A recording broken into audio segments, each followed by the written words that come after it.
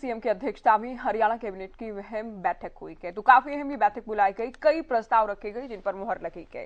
बैठक के बाद खुद सीएम की ओर से बैठक से जुड़ी जानकारी दी गई। बताया गया कि कैबिनेट में 12 एजेंडे रखे गए, 11 को मंजूरी कैबिनेट की मिल गई है। कैबिनेट ने मेट्रो विस्तार के लिए डीपीआर बनाने की मंजूरी दे दी है। सीएम ने कहा कि 1687 करोड़ की डीपीआर का ये कार्य 2023 से शुरू होगा, 2027 तक पूरा कर लिया जाएगा।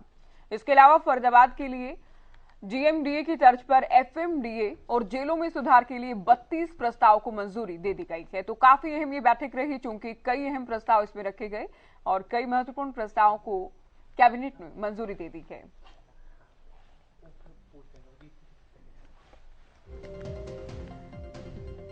तो जेलों में सुधार के लिए भी प्रस्ताव को मंजूरी दी गई है, एफएमडीए को हरी झंडी दिखा दी गई है, मेट्रो विस्तार को लेकर भी डीपीआर को मंजूरी दे दी गई है।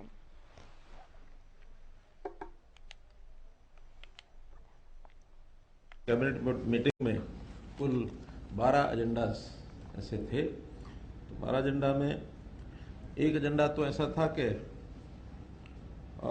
वो आदमपुर की विधानसभा से जुड़ा हुआ था, इसलिए उसके ऊपर कोई निर्णय करना उचित में नहीं था क्योंकि आचार संहिता लगी है।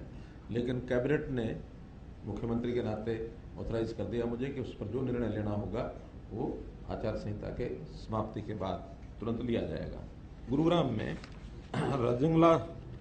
रिजांगला चौक से और सेक्टर 21 द्वारका, ये एक ऐसा रेलवे मेट्रो का एक कनेक्शन है जिसकी बहुत डिमांड भी थी, ज़रूरत भी थी, क्योंकि पश्चिमी दिल्ली के लोग जो गुरुग्राम आते जाते हैं या मेट्रो के द्वारा जो सेक्टर 21 पर पहुंचते हैं, ऐसे सब लोगों को मेट्रो से गुरुग्राम का जो एक नेटवर्क पहले से बना हुआ है, गुरुग्राम मेट्रो कॉरिडोर, जो लगभग 26-27 किलोमीटर है, जिसकी डीपीआर बन चुकी है, जो अब केंद्र सरकार के पास कई तरह की कमेटियां होती हैं, उसमें होकर के उस पर काम शुरू हो जाएगा।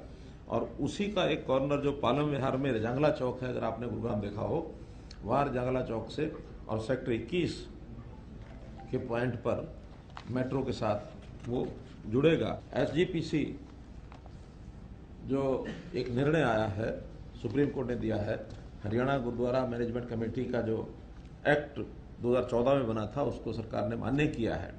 अब वो कमेटी, चूंकि पहले केवल 18 महीने की एडॉक कमेटी बनाई गई थी, लेकिन सुप्रीम कोर्ट के प्रोसीडिंग्स के कारण से 18 महीने उसके समाप्त हो गए। उन्हीं 18 महीनों में चुनाव होने चाहिए थे, नहीं हुए। उसका एक प्रावधान अगली एडॉक कमेटी बनाने का पीएम को करना पड़ेगा, ऐसी कानूनविदों की राय थी। तो हमने उसके लिए आज एक प्रस्ताव पारित कर दिया है कि ऑर्डिनेंस के माध्यम से नई एक एडॉक कमेटी 41 मेंबर की ये बनाने का एक ऑर्डिनेंस के लिए आज प्रस्ताव पारित हुआ है। जीएमडीए गुरुग्राम में एक अलग से अथॉरिटी बनाई है।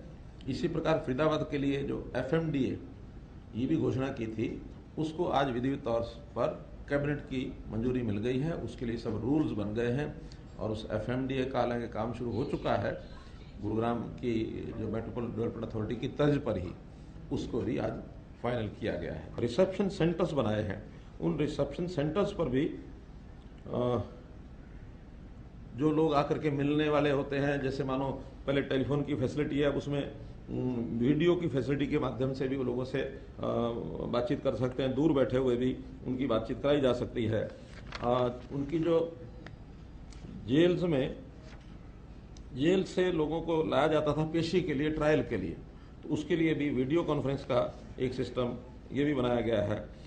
तो इस प्रकार से स्पोर्ट्स का, योगा का, मेडिटेशन का, म्यूजिक का, यानी उनको भी एक सामान्य व्यक्ति की तरह जैसे कुछ सुविधाएं जेल के अंदर दी जा सकती हैं। एमएसएमई डिपार्टमेंट की ओर से वाया पद्मा एक योजना हमने जो शुरू की है, देश भर में तो 1 प्रोडक्ट 1 डिस्ट्रिक्ट ओपीओडी या ओडीओपी जो भी नाम है उसका, उस नाते इसको प्रचलित किया गया था। प्रधानमंत्री जी ने एक इंडस्ट्री में एक नया प्रोग्राम चालू किया था। हमने एक कदम आगे बढ़ करके 1 ब्लॉक 1 प्रोडक्ट, तो इस प्रकार से योजना अपनी बनाई है। 143 ब्लॉक हरियाणा के छांट लिए गए हैं, उसमें किस प्रोडक्ट की इंडस्ट्री वहां लगाई जाए ऐसा तय किया है। उसको कुछ काम शुरू हो चुका है, एडमिनिस्ट्रेटिव अप्रूवल कईयों के हो गए हैं। एक जगह तो उसकी ज़मीन भी आइडेंटिफाई कर ली गई है। जहाँ कहीं IMTs बने हुए हैं, पहले उसमें एक 50-60 एकड़ जगह केवल इसके लिए रखा गया, छोटी इंडस्ट्री, ताकि एम्प्लॉयमेंट लोकल लेवल पर लोगों को एम्प्लॉयमेंट मिले।